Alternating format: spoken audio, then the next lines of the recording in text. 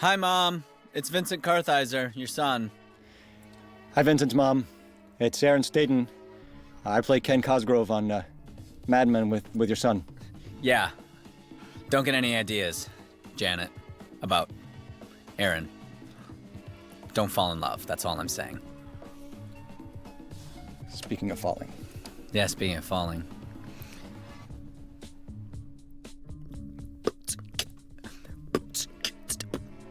Written by Frank Pearson. Frank worked on our show for a couple years. He's an amazing writer who wrote so many great films, and we lost him this year, 2012. He had a great life and a great career, and he will be definitely missed by everyone on our show. And Very much an honor to work with him and know him. absolutely, on every level, he was a great person and a magnificent actor. Or writer, Jesus. The sinister laugh of a man watching mangled corpses. So this episode is entitled Signal 30 after this film that Pete Campbell is watching. Well, he's not watching the film right now. But. Yeah. She is not Signal 30, but yeah, it's entitled that. And we had lots of speculation from our viewers over what was going to happen if someone was going to die in a car crash, but turns out no. Spoiler alert. Spoiler alert. Spoiler alert. That's hard to say, actually. That's right. Spoiler alert. No one dies in a car crash. I suppose, but I don't hear it. See, I relate, actually, to the helpless feeling of watching your sink drip without the slightest... Pete does have some confidence here that he could fix it. Yeah, and then he ruins it, doesn't he? But this is a great moment for him where he really feels like he accomplished his goal of, getting rid of the drip and maybe getting back to bed. And he did. And he did temporarily. Temporarily. Jared Harris, the magnificent Jared Harris. Recently nominated for his... So well deserved. So well deserved. Yeah, and a long time coming. He's just so great on our show, and such a pleasant personality on set as well. I love how he's so stubborn. He doesn't want to go, will not go. And then they cut to him having the time of his life. Turns out he really did miss his fellow countrymen and the camaraderie that comes with watching your team succeed. Perhaps not the football, but the people. Yes, that's right. The people. Lovely your face becomes when you tell me you need something. I'd be happy if you just pretend to have a good time. Then, pretend. Sorry, guys, having a little snack here. There it is. There's the cut. I love that. Oh, they shot this in the smallest little bar in, I think it was Pasadena. Oh, really? Oh, it was, I went in there for 1 minute, and it was like a sauna in there. It was boiling and full of smoke, and it must have just been a very difficult day of work. That doesn't look that small there, but I guess it's just the magic of cinema. That's right. Perhaps at one time, but right now he's been in the midst of a messy divorce. It's been said before, but I just have to agree that this show, it just always makes you want a drink, right? Like, just, I don't know what it is. Are you an account man at the firm? No, financial chief. You should have one give me a call. Well, my name's on the door. I don't find Britain any more moral than here nowadays. The boys look like girls, and the girls, they don't seem to be concerned with manners, do they? I find New York better than London. She looks very English, Miles that away, actress. Things are infinitely more wholesome. I'm sure she is, but I mean, that's what I think of when I think of an English person. That woman. That woman right there. That's the one. Yep. Oh, who's this? Kenny Cosgrove, maybe? Oh, Doing a little, undercover, some sort of secret meeting. right? And the guy looks like he could be in espionage. Oh, no. It's the thing is alcohol. He's trying to break into radio. I'm going to try and talk him out of it.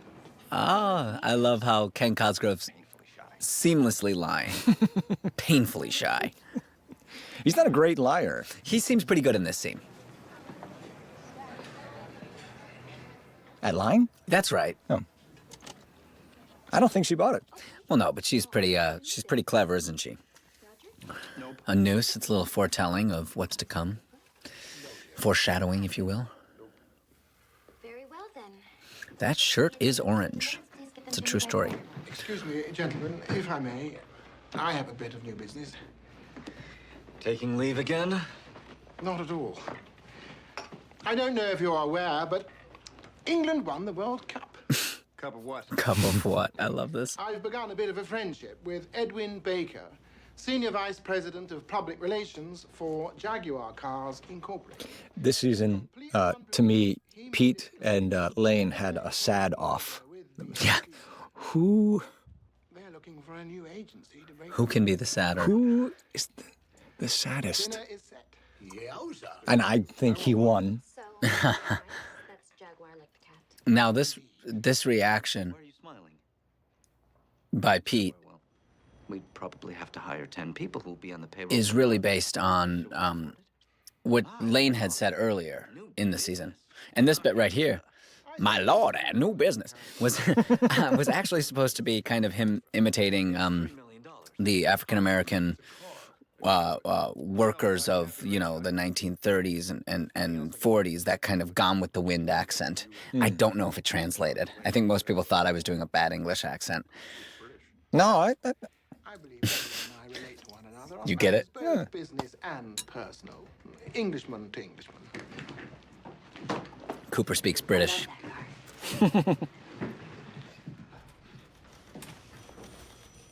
Someone give him a few pointers? That's a good idea. I'm terribly busy. Roger? I'd be glad to.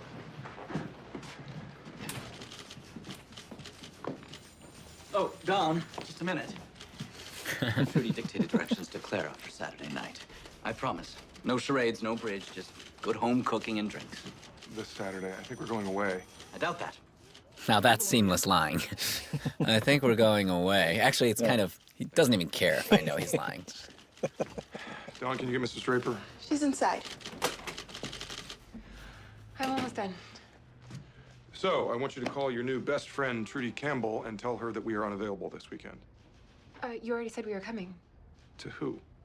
I don't know. Trudy said you did. Well, she got this far by subterfuge. She won't feel bad when you pull the plug on it. I like her. I like her too. But Saturday night in the suburbs, that's when you really want to blow your brains out. If you want to tell her, you call her. Yeah, good luck trying to get one by Trudy Campbell here. Good luck winning that argument. Trudy is very persistent with a smile. No. Listen, about this morning. I thought we had a pact. It's not about the pact. It has nothing to do with the pact. The pact still stands. So why didn't you introduce me? I'm a copywriter. I'm not going to take your job. I'd love a shred of privacy, just a shred. It's not too much to ask. He locks the door. I love that. Like, he really thinks this is top secret stuff. Well, I guess it turns out to be true. I mean, Well, I've had quite a bit of success in a particular Right. genre. I love the detail that he writes sci-fi. It's something that's very unexpected. That 20? just the genre itself. I mean, When do you do this? you just wouldn't. But it was the time for that genre, wasn't it? I mean, so much of our great kind of Martian fiction comes from that era, the 50s and the 60s. So many of the great sci-fi writers were writing about space around that time because of... Just the interest and That's exploration. right, and because of what had been going on in the world, yeah. Anyway, I could have introduced Pre-exploration, but you, wrong, but I just, interest. I don't know. Well, I wish I felt more relieved. It's probably not going to happen. Elizabeth Moss is so great this season, really taking on the powerful position and having such confidence in it. Oh, and I love that cut. And Yeah, me too. John Slattery directed this episode. that's Yeah, right, and he did quite a few of those cuts, which I thought were really Yeah, nice. me too. There's one later that goes from face to face, right? From Which was actually scripted. Some of these cuts with the doors I think he kind of he ran by Matt, and they you know he kind of came up with those his own. Some of the cuts, the dissolves from the face-to-face kind of thing, I think was actually scripted. Take a little bit of unsolicited. John Slattery is one of my favorite directors. Yeah, he may be. I think he's just wonderful. I think he's got a long career in directing film or theater, whatever he wants to do. He is. Absolutely. As an actor, I mean, the vocabulary, the way he has communicating and his ideas and his just on-set demeanor and the energy, and it's really it's fun to be around, and I have just the most respect for him as an actor. So anything he has to say is gold to me, and to hear it in between takes is and he invaluable. He knows how to talk. He talks to different actors in different ways and kind of knows their process. He really watches when we work and kind of finds the best way to get the information into us and the performance out of us. And he knows the characters as well. I mean, he knows every character on this show. I don't know. Yeah, impressively well. And I love this scene, the Roger the Sterling schooling, version of how to get the job, which is funny because Roger Sterling hasn't booked a client in quite a while now. He is out of the game. He's been out of the game. Yeah. Who's to even know if this style still plays? It's true. And I can assure you that is impossible. Very good then. And if for some reason he's more reserved, Just reverse it. Feed him your own personal morsel. see. Oh yes. Get your answers. Be nice to the waiter. And don't let him hear the check. Thank you very much. Oh, and find out everything you can about him before you get there. That I've done. And you still like him? I do. Let it show. Well, you didn't find out everything, Lane. There's a couple little bits you forgot. Trudy, I'm glad I got a hold of you. I have some Good luck, bad Don. news. No, you don't. We're building the whole party around you. You see, I'm afraid we're not free. She got Pete Campbell to move to the suburbs of Connecticut. And she's not going to get you to get out of a dinner party. Sorry, bro. Saturday, I will reschedule. It's going to happen, and I promise you'll have a good time. It's too bad your husband can't close a deal like this. We both know he's doing just fine. That's right. I don't know what Don's talking about. Pete Campbell closes plenty of deals, all right? That place is still standing because of Pete Campbell. All right, pretty boy? You okay? And let the sad off begin. And let it begin. Yeah, this season had a lot of, this year had a lot of kind of great tragedy across the country. Lots of newsworthy stuff. And it's interesting the things that people were talking about then a lot, and the things that we talk about now around that happened in those years and how they're totally different, you know? Yeah. I didn't even know about some of these events ever happening, but when I talk to my mom and dad about it, they go, oh, yeah, that was a big deal. Yeah. And then some of the civil shooting rights things we never really even talk about. Right. This being a big example here, obviously, we had a recent shooting, which is... Also, lots of things that's something we talk about a lot. Whereas there's probably policy things that are going on now that, in 30 years will be the central point, How the Democrats have come out in favor of gay marriage and things like that will probably be a bigger memory of 2012 than the Colorado shooting. But, in the time, it's interesting to know in the year what kind of impacts the public and what kind of lasts and what stands the test of time. This girl was a really good actress and had a lot of really subtle, great stuff that she did. And she's a very young, I think she actually is like 18 or 17 or something, but very talented. And I think she's got a really good instincts and a big future ahead of her. This episode, to me, was a lot about Pete and his masculinity, or exploring his, I don't know, trying to prove himself as a man. You know, beginning with the sink trip and the stuff that follows, and obviously trying to impress this young girl, right? And You should slow down. He starts out seemingly, successful. And is this the episode where you get the skis? I can't remember. No, that's episode 8. But this is, he's looking for something to validate him, and he's looking for Financial reality discussed the whole time. a woman. He's looking for a young woman to kind of fulfill him, because he's gotten what he wants from his job, and it's Right, by it's all not accounts, filling that spot. he should feel successful. He should feel that sort of content. Right. The contentment. Man, I had drank NyQuil the night before this scene, and literally was still a little bit drunk from my NyQuil. You know, like that groggy feeling in the morning? And we had all these Wilt Chamberlain could lie down in there. these long lines. I love you in this scene, man. You're so great. Look at your coat. Look at your coat. I know, we're like a bad Easter egg catastrophe. So that hi-fi was working. It was. That's a working Yeah. machine. It's beautiful, too. Yeah. Huh? Wilt Chamberlain was not in there. He was not. I mean, I don't know why he would want to do that. No. There were brownies in that can. My God, there were brownies in that can. Do you remember Did you I eat stole them? a bunch of them and was eating them? I don't remember. I was eating the potato chips off the table. That's right. And those almonds covered, what do they call those almonds that you had never had before? Right. What are Oh, those called? gosh, they're delicious, too. Jordan? Jordan almonds. Well, hello and welcome. I remember they made an impression. Alison Brie looking beautiful in her picture of domestic bliss. Tweety, look what they brought. Doesn't it make you homesick?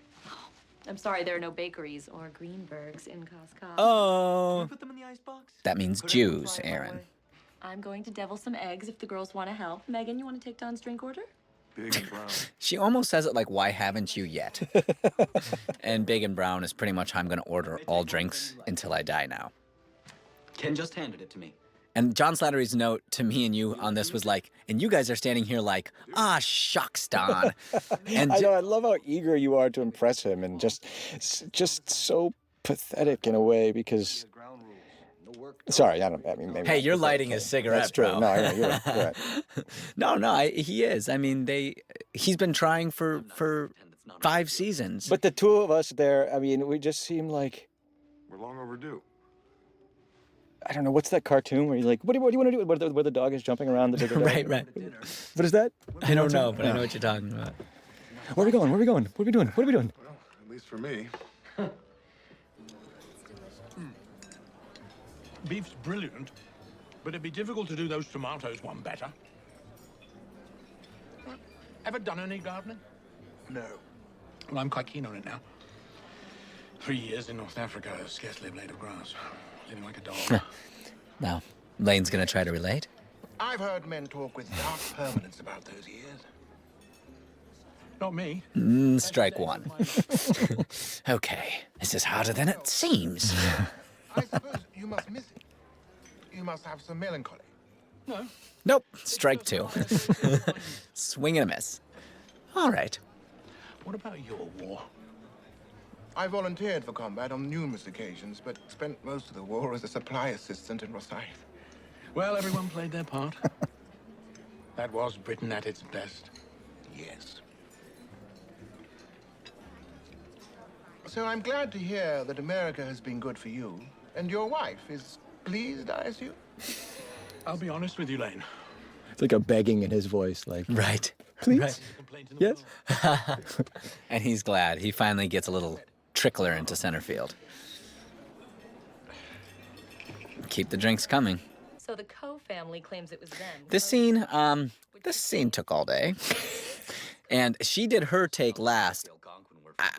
She's wonderful in it. I don't know. She did, over and over, she did this scene, and she was just wonderful. Where have you two made your home? We're in Jackson Heights, Queens. It's very down to earth. A lot of workers. I keep telling them to move out to the country. I like seeing Ken with his hair a little bit loose. You know? Yeah, it's the first time that we've seen Ken sort of relaxed and Yeah. not in work mode. Yeah, and it's nice. You finally kind of see that guy from Yeah. Vermont there. Yeah. You know, you finally see the real guy under there. Talking about Queens and some politics and Well, it's more civilized than that. But there are a lot of varmints.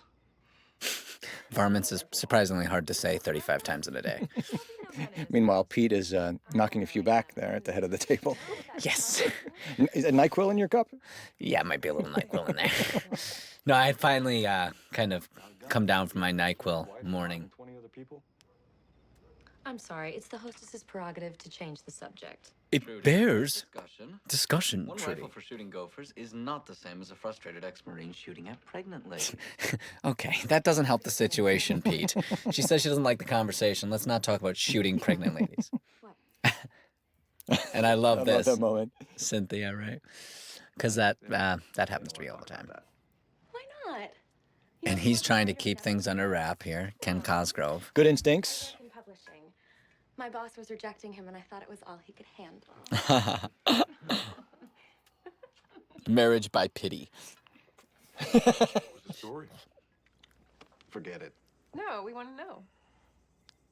Well, now you can't get out of it. It's called The Punishment of Explorer. There's this bridge. And Pete looks at him like, oh, great. And the story, I think it's sort of interesting too. It's sort of just comparing Ken and Pete, because he writes a story about this robot who's completely consumed and completely defined by his responsibilities, by his job. All he can do is go and, see if this bolt is on or off, or the switch is on or off, and people die as a result. But he's just programmed to do this one thing, and I think it's sort of interesting because, Ken's life is actually, this is Ken's life right here. We're talking about it's the first time we're kind of seeing it, but this is what's important to him. Whereas Pete, to me anyway, is sort of the opposite. He's that robot, and he's miserable because of it. And I think that's the thing that was interesting, sort of in selecting sci-fi as the genre, because you can really sort of make these very keen observations from a very objective perspective. Yeah, you can really write about yourself, but do it, as they say, but it's another is, planet, and fiction it's a is the robot. greatest place for hiding truth, Yeah. In a way, he wrote this story. It's funny because in a way, I think he wrote. Sorry about that, Mike. In a way, to me, he kind of wrote two stories about Pete, or at least somebody like Pete. In this, that's interesting.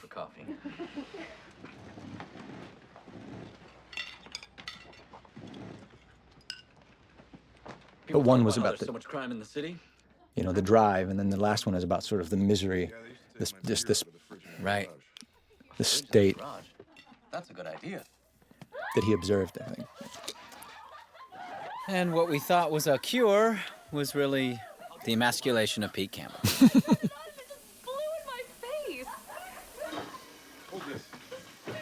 Don Draper gets his shirt off. And this is about how much help I would be in real life, by the way, if a sink exploded. I can fix a sink. Can you? Sure. I'm going to call you. Go for it. My sink explodes. And I'll applaud you. Yeah, it's interesting. I don't think Pete is really bothered that Don Draper has fixed his sink. I think he's glad it's fixed, and I think that's some growth that's shown in his character, that he's a little more secure in himself.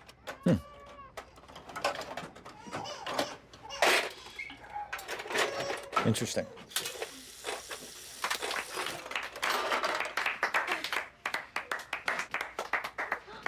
What was wrong? The supply was turned all the way up. Forces the valve. But it stopped the leak. That was a coincidence. Grab Don's shirt. I'll throw it in the dryer. Oh, Supposed to say something about that baby? Look at her. those two girls are very sweet. The twins who play the one child, they're both adorable and very sweet girls. And whenever they're on screen, they cry. They really do. Once they're off screen, they stop. It doesn't matter who's holding them. They're fine. They're good. Literally, the second they hear action, that's like, get going with the cry. It's true. I mean, but bless their heart, and their parents are wonderful people as well. And that way, all you have to do is, all right, let me just work on a few of these, the possibilities of what, well, you know what, I know what's going to happen, so they're going to cry. Right. Yeah, it's kind of nice. At least you know what's going to be. What? Isn't that how this works? A baby gets you going? Just pull over. This brassiere is like Fort Knox.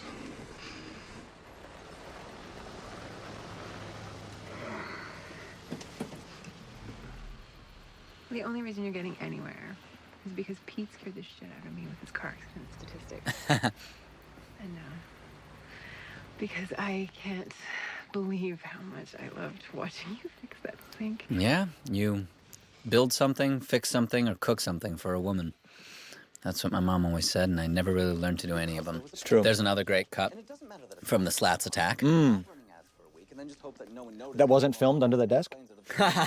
It was. Oh, I wow. crashed every day in Vietnam. There were 7 yesterday. It's Branagh, for Christ's sake. Let them eat their award-winning work. Ask Blaine. Yes? Do what you want. It's your account. Hey, Heathcliff. How was your day? Best delivery ever. He's so good. It's, I don't Magnificent. know how he does that. It's so funny. Hey, Heathcliff. To do the plan in reverse, as you suggested. I even offered that Rebecca... Now, Pete, who is a little more savvy to how things go now, is like, what plan? what was this advice you gave him? What plan? Anyway, I primed him for another dinner when all shall be revealed, and it's on the books. That's not what I told you to do. Lane, I think Roger and I, and probably Don, should take your friend out to a dinner which is strictly business. Ask all the rough questions, brag about you, then allow you to swoop in, his new best friend, and shine the chrome. I don't know if that's necessary. Shine the Chrome kind of sounds like a sexual reference. From the 60s. And John Slattery's reaction, Roger Sterling's reaction there, is just pure, pure hatred towards Pete Campbell. Oh, great. This guy's going to tell us how to do it. Quite a few of those moments this season. Yeah, you know. Yeah. It's really interesting that this relationship this season is, you know, he's sort of fading, and you know, you are really coming into your own. But he's happy and I'm miserable. And there's one of those fades that was scripted right there. It's a face-to-face. And he's making his big move. This is definitely just a school crush. How are you? I think I'm hungover. What? Really? Belinda and I were left alone in the drugstore, and she opened... And I really feel like he feels that she's, interested? Yeah. Yeah. Yeah, and it looks like you think that. It definitely. Well, now that you're sober, I will remind you that you promised to find a Sunday for the gardens. It sets up the Great Fall. Right. Well, the Great Fall comes right now when this guy mistakes him for the teacher. Well, you know the hairline. Yeah. He's not the instructor. He's Peter. Who are you? I'm Jenny Gunther. Chemistry? Right. You're handsome, aren't you? Yeah. I'm sorry. Your name is Handsome? No, my name is Hanson, but everybody calls me that. I love that this guy's name is Handsome and everyone calls him that. And there's this shot coming up right now where he's watching this and he realizes this is how the girl responds when she really is interested. It's not forthcoming with information, but more nervous. And the pan over and the kind of looking at his muscles and all these things that Pete isn't. He's not young. He's not full of life and hope, and there's not all this future with him or muscles on him. Right. And he realizes how he's not even being considered by this girl. And there's nothing you can do about that. I mean, there's nothing you can. There's no. No, there's no advice by Roger on how to become young and handsome. Yeah. Well, this scene we filmed at the end of the day, and it had been a very, very long day. We had filmed the whorehouse scene earlier. We had filmed all sorts of scenes earlier, and this was like, we were really. This was the end of a long day, and it turned out really well. This is interesting. You know, this is the part where we find out Lane does not know everything about this character, and his character hasn't been really that forthright with Lane. It's amazing what a lobster bib will bring out. Right. As far as honesty. But you can't really hide anything. I mean, you know, you're in a bib. Right. And Pete kicks it over to Roger here saying, you know all about prostitutes. Roger, why don't you do this bit? You still got that, Roger. You still got your Rolodex. You still got the prozzies. This girl was fantastic. She did a really, really great job. We had a very short amount of time to film the scene that comes after this with me and her in the bedroom, and we really just had time for a couple of shots, and we needed her to kind of nail it, and she was just tremendous. Even in this place, you're doing better than us. Oh, someone got lucky. I think one of your sorority sisters isn't very picky. Come on, Don. Work, work, work. Do you think you could lift me? That's what I thought. You're one of those guys who's stronger than he looks. That's such a line of bullshit.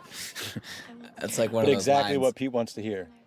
Maybe, yeah. Yeah, I mean, just coming from, just talking about Right. lack of Muscles and youth. and And Don Draper's really kind of surprised at, or not surprised, but, disappointed maybe. Yeah.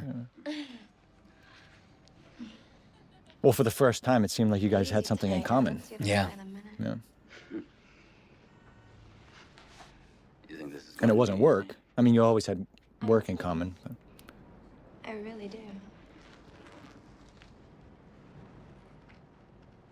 The necessary leopard panties of a prostitute. You have to have those, or we just won't buy that she's a prostitute. It's true. That bed is ridiculous colored. You any good at this or not? Oh, honey. You've had such a hard day. Nope. John Slattery helped me a lot with this scene. He's got such a great ability to deliver these kind of short, dry lines, and he really helped me through this scene a lot, kind of guiding me to hit these beats.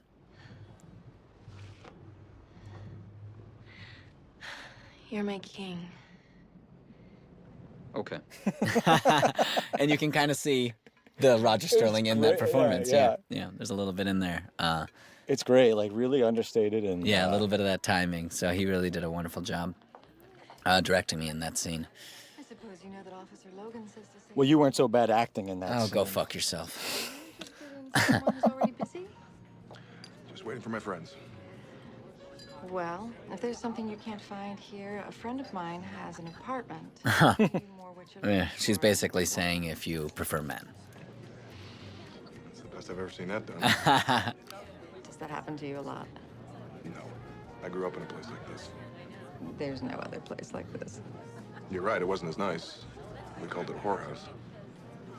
Oh, I see. So, expert, what do you think? Should I get a TV in here? No. Jessica, I've got his drinks. I think the thing that's so interesting about Don Draper is that this is season 5, and a lot of the first couple of seasons dealt with that onion, the layers of and there were many flashbacks, and we saw his backstory, but it's a story that we come back on it here, and we just sort of open that back up, and there's sort of that wave and rush of like, oh God, there's just right. This is that guy. Right. He's still that guy. Yeah. Yeah. That went very well. You seemed happy.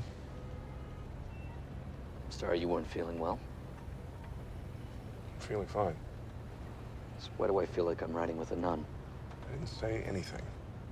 I mean, you of all Do you think that Pete thought that he would impress Don? I mean, No. No. I don't think he thought he would impress Don. He's just, he didn't do it for Don. He did it for himself. And he could feel Don's judgment in the moment. But he's eager to impress him. I mean, or he was with his home. No. But not with that. He's not thinking he could impress him. He's just surprised that I suppose there are no stern looks for Roger. he could, him of all people, that he would be responded to like this. And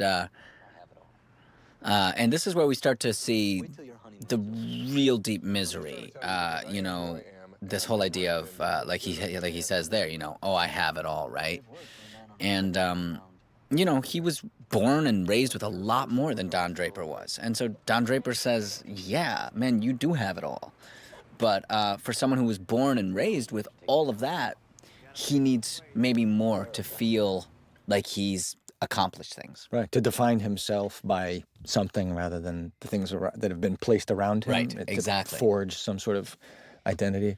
Yeah, and just the expectations are raised, and this feeling of coming back home to your wife after doing something like that, especially with a woman like that, is a very disturbing emotion. And Pete loves his wife, right? I mean, he's just absolutely very, very, very, very unhappy. Yeah. Yeah? No? Yeah, I mean, he is unhappy, but with his wife, I think it's more about, this idea that things have changed at home, and she's pressured him into the Connecticut home, and that's built a little animosity, but mostly she's more focused on the child right now and less on him, and he's not getting that doting woman that he's always had. Not that he's always been a faithful husband. And your character believes that it's Pete Campbell who outs him. What do you think? Do you think it was Pete Campbell? I had questions, actually, because, the only person that we saw him talk to was Peggy. So I wondered if it was Peggy. Did you ever ask Matt? I did. And what did Matt say? He said it was Pete. Let me tell you, when this job is good, What did you think? I didn't know. I never asked.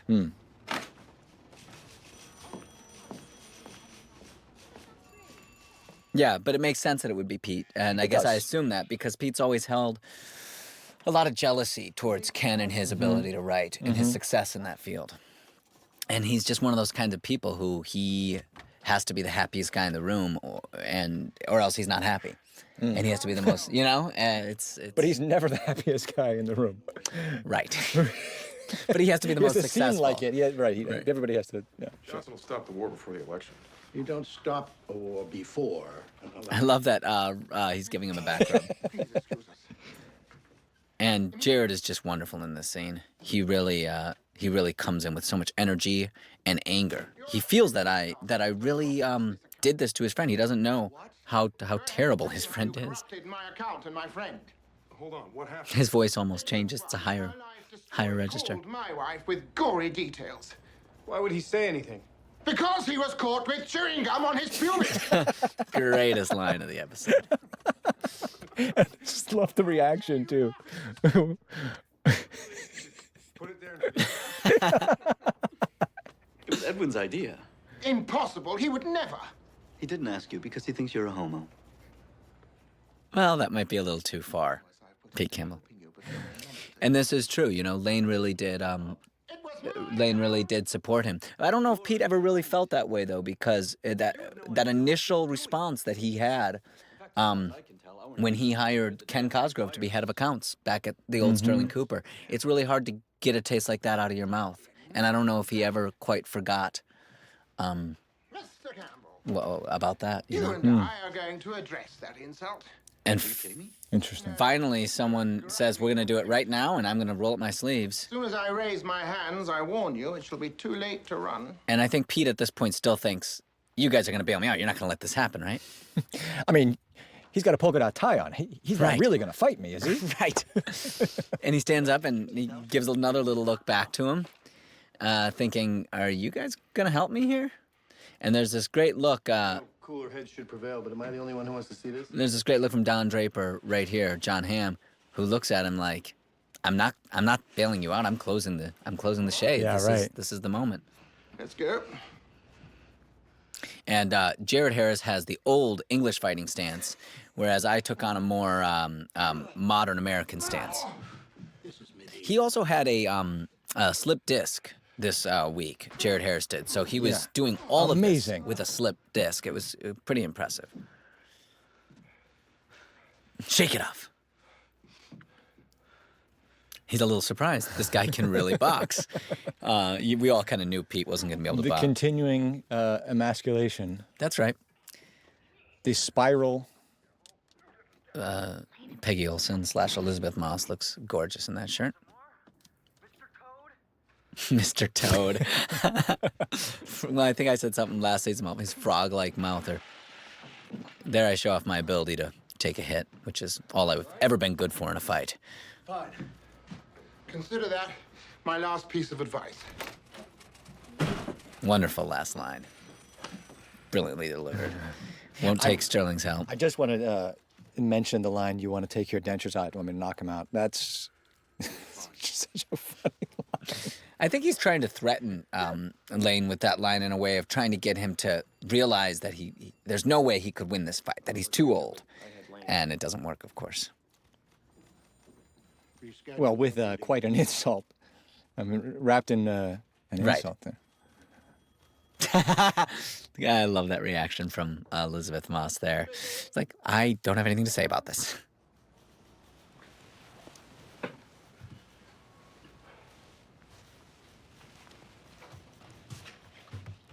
It's amazing, though, to me. I mean, this scene, he's playing it as if he's been defeated, you know? Because Well, I think he you feel won a fight. You know, he's won the fight, but there's no satisfaction that comes from getting in a fight. I mean, because you have to work with these guys. Right, Because you have to go back into that room with Pete Campbell. You have to work with him tomorrow. You have to go back in that room with all those guys. And he also lost the account. I mean, there's a lot of things, you know? Right. He lost the account. He's stressed about money right now. He lost his friend. You know, he found out this thing about this guy he thought maybe might be his friend, might be an honorable guy. And it turns out he represents the exact thing that he kind of deplores in his office place. So there's a lot going on here. You feel you're different than them. You are. And he does feel excluded a bit from the firm, you know? Way to be. And she's being sweet to him, and he takes it as a moment of passion.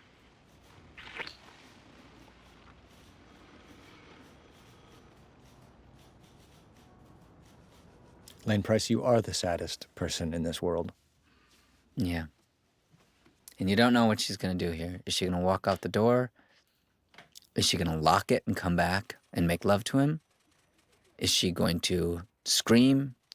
But she just opens it, reassuring him that she is there as a friend. But that's it. It's a great relationship. Find no end to my humiliation today. I'm sorry. He looks very handsome there. What?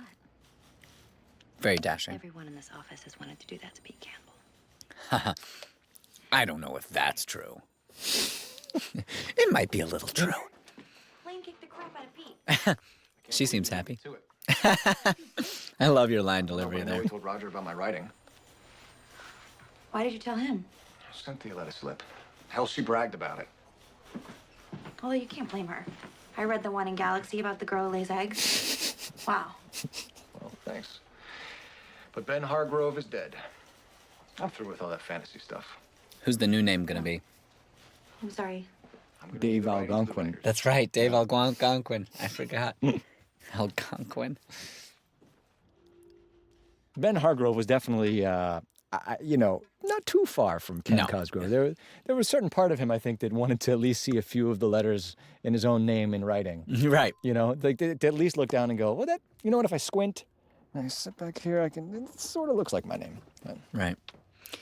And Don Draper's here saying, hey, man, we're not against you. And it's humiliating. The last person he wants to see right now is Don Draper. He just wants to get out of here without having to be any more embarrassed.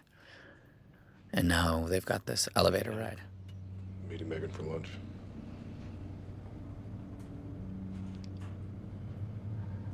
I'm not as virtuous as you. So you just cut me loose. What was I supposed to do? Step in? Punch Lane? Why are we even having a fight at work? This is an office. Very good makeup. We're supposed to be friends. Yeah, they had to cover some of the bruises. I have nothing done. And he really does believe he has nothing, but he's kind of feeling sorry for himself. And Don really has, it seems to me, no sympathy for this. You know, he has everything. Yeah, right. Or patience. He doesn't. Frank Pearson's wonderful writing at the end here. Had to do with the circumstances of the composition itself. He imagined Beethoven, deaf and soul-sick, his heart broken, scribbling furiously while death stood in the doorway, clipping his nails. It's a nice shot. Still, Coe thought, it might have been living in the country that was making him cry. And he looks over at how easily some men have it, at least in his perception. How easy it must be for them. Making everything They can have whatever they want. too beautiful to bear. That's a great camera move right there from Reading Don that- Devine. I remember getting the script in the mail for this episode and reading that last bit, that excerpt, and I was just so excited that I got to say that. Yeah. That I was going to be recorded saying that. Yeah, it's a really, really lovely, speech and wonderfully spoken by you. It's really hard to get those voiceover things right, and you found the right Oh, tone, no, and it went so well with the music. Well, I mean, recorded as in like it just sounds like something that I was going to, you know, in recording it, it just seems like it's your words, and it's just there's. I've never. I'm brilliant. I guarantee you, never in my life will I ever sound smarter than when someone else writes something like that. Oh, you modest Matt bastard. Weiner and Frank Pearson did a hell of a job on this episode. Yeah, I love this script. It's one of my favorite scripts I've ever read of this show, and I was really proud to be a part of it. Hey, thanks for joining us all. Enjoy You the were rest great, of the Vinny. season.